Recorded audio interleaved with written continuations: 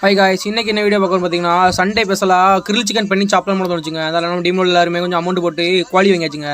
கோழி வாங்கிட்டு அதை நல்லா க்ளீன் பண்ணிட்டு ஒரு கம்பளை குத்தி பார்த்தோங்க. அளவு கரெக்டாக இருந்தது. அதில் மசாலா பொடி எல்லாமே நல்லா இறந்துட்டு கோழியை கொஞ்சம் கீறி விட்டாச்சுங்க. கீறி விட்டுட்டு முளத்தப்பொடி உப்பு எல்லாமே நாங்கள் கொண்டு போயிருந்தது கொஞ்சம் கம்மியாக தான் கொண்டு போயிருந்தோம். மசாலா பொடி ரெடி ஆகுதுக்குள்ள நம்ம சேனலுக்கு யாரும் புதுசாக வந்துருக்கீங்கன்னா சப்ஸ்கிரைப் பண்ணிட்டு பெல் பட்டன் நல்லா போடுங்க. அப்போ தான் நம்ம போட வீடியோ நோட்டிஃபிகேஷன் வந்துகிட்டே இருக்கும்.